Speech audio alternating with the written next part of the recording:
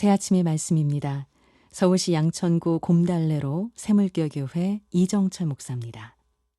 하나님께서 허락하신 새날 새아침 주님의 이름으로 문안드립니다. 오늘 하루도 주님보다 앞서지 않고 성령 따라 승리하는 하루 되시기를 축복합니다. 데살로니가 전서 5장 3절에서 6절로 가짜 평안이 영혼을 죽인다 제목으로 말씀 전하겠습니다. 가족 부양을 위해 짝퉁 약을 파는 김과장, 복비로 근근히 생활해가는 억척스러운 부동산 아줌마 강대리, 농촌에서 소를 키우는 귀촌 청년 우대리, 2012년 개봉된 영화 간첩의 등장인물들입니다. 이들의 공통점은 시기는 다르지만 모두 북에서 난파된 간첩들입니다.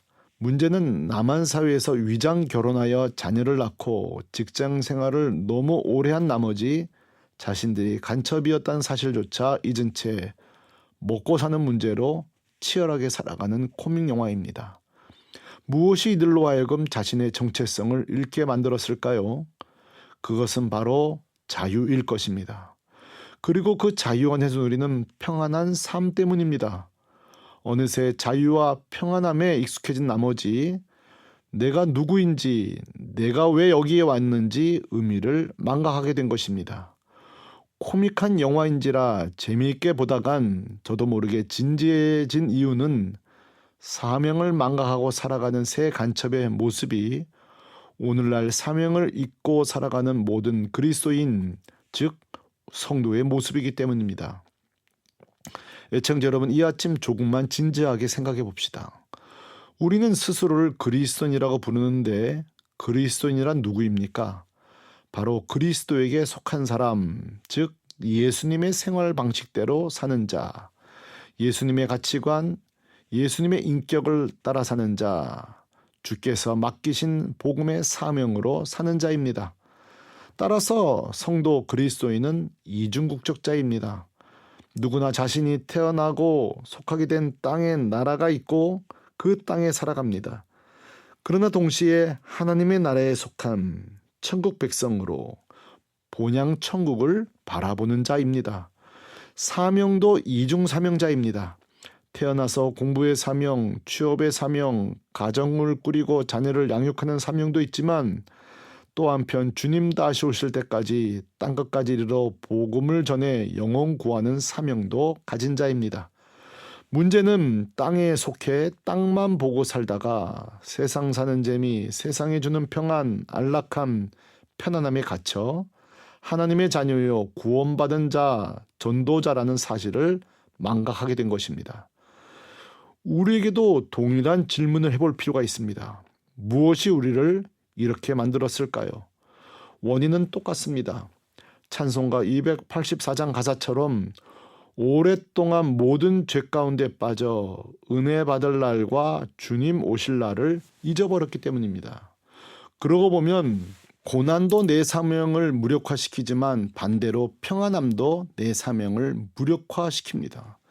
그래서 철학자 쇼펜하우어는 평안함이 의지를 죽인다고 말했는데 영적으로 표현하면 가짜 평안함이 사명을 죽입니다. 하나님 없는 가짜 편안함, 예수 없는 가짜 부요함, 성령 없는 가짜 행복은 성도에게 그러므로 최대의 적입니다. 오늘 본문에서 사도 바울은 가짜 평안을 이렇게 경고합니다. 3절, 그들이 평안하다 안전하다 할 그때에 임신한 여자에게 해산의 고통이 이름과 같이 멸망이 갑자기 그들에게 이르니니 결코 피하지 못하리라. 아멘. 얼마나 가짜 평안함이 달콤한지 푹 빠져서 멸망이 다가옴도 주님이 다가오신 사실도 모르고 산갑니다. 그렇다면 성도가 가짜 평안함을 물리치고 어떻게 참된 사명자로 살아갈 수 있을까요? 첫째, 내가 빛의 자녀임을 잊지 말아야 합니다. 본문 4절입니다. 형제들아 너희는 어둠에 있지 아니하매 그날이 도둑같이 너에게 임하지 못하리니 너희는 다 빛의 아들이요 낮의 아들이라. 우리가 밤이나 어둠에 속하지 아니하나니. 아멘. 바울은 성도들에게 형제들아 우리가 빛의 자녀임을 날마다 인식하자고 제안합니다. 빛의 자녀라는 말은 단순한 개념이 아니라 실제 빛 대신 예수님과 동행하고 빛 대신 말씀이 날마다 우리를 지배하는 삶을 말하는데 시편 119편 105절 말씀대로입니다. 주의 말씀은 내 발의 등이요 내 길의 빛이니이다. 아멘. 생각해 봅시다. 말씀이 걸어가는 길에 등이 되고 빛이 되는 자는 어둠이 주는 가짜 평안함 속에 결코 속을 수 없습니다. 말씀의 빛이 모든 감추인 것을 반드시 드러내기 때문입니다. 세상에 주는 안락함이 내 영혼을 덮으려 할 때 빛이 결코 가만두지 않습니다. 따라서 빛 가운데 사는 자들은 시편 1편 말씀처럼 악인들의 꾀에 오만한 자의 제안에 절대 속을 수 없습니다. 그들의 유혹을 받을 때의 영혼에 불편함을 느낍니다. 그 거룩한 불편함이 바로 우리가 어둠에 속하지 않았다는 증거입니다. 둘째, 정신 차리고 깨어 있어야 합니다. 6절. 그러므로 우리는 다른 이들과 같이 자지 말고 오직 깨어 정신을 차릴지라. 아멘. 여기서 잔다는 말은 단순히 육체의 잠이 아니라 영적, 도덕적 무관심, 죄에 대한 무감각을 뜻합니다. 반대로 깨어 정신을 차린다, 네포라는 원어는 맑은 정신, 즉 영적 긴장감을 유지하는 상태를 말합니다.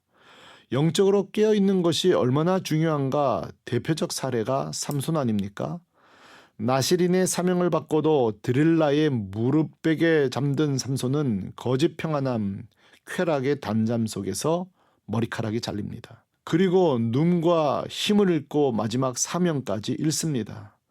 삼손이 그동안 강력한 블레셋군을 이겼는지 몰라도 드릴라가 제공한 편안한 무릎은 이겨내지 못한 것입니다. 또 하나의 사례가 사도 바울의 제자 데마입니다. 그는 누구보다 신실하게 바울을 따르던 자였습니다. 그러나 중간에 바울을 떠난 이유를 성경은 이렇게 말합니다. 디모데후서 4장 10절. 데마는 이 세상을 사랑하여 나를 버리고 데살로니가로 갔고. 아멘.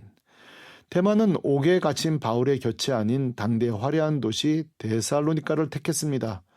그곳에서 몸은 편했는지 몰라도 성경 역사에서 그의 이름은 세상을 더 사랑한 자로 낙인 찍힙니다. 초대교회의 기록들을 보면 데마의 이후 행적이 나옵니다. 고대 문헌인 도로테우스의 계호 등에 따르면 데살로니가로 간 데마는 결국 우상을 섬기는 제사장이 되었다고 전해집니다.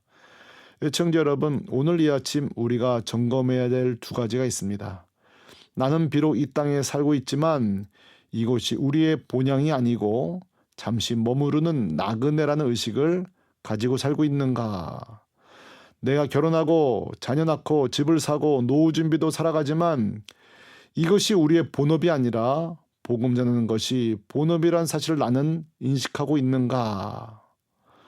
반대로 세상 사는 재미와 편안에 빠져 아니면 세상살이 걱정에 함몰되어 깊은 영적 잠에 빠져 있진 않은가 점검해봐야 되겠습니다. 우리 예수님이 우리에게 맡기신 사명은 편안한 소파 위가 아니라 치열한 복음의 현장에 있습니다. 가짜 편안함은 반드시 우리 영혼을 죽입니다. 사명을 소멸시킵니다. 로마서 12장 2절 말씀처럼 이 세대를 본받지 말고 오직 마음을 새롭게 함으로 변화를 받아 하나님의 선하시고 기뻐하시고 온전하신 뜻이 무엇인지 분별함으로 이제 가짜 평안 안에서 박차고 일어나 다시 빛의 갑옷을 입고 깨어있는 다시 오실 주님을 기쁨으로 맞이하는 사명자로 살아가시기를 축복합니다. 아멘. 새 아침의 말씀, 서울시 양천구 곰달래로 새물교교회 이정철 목사였습니다.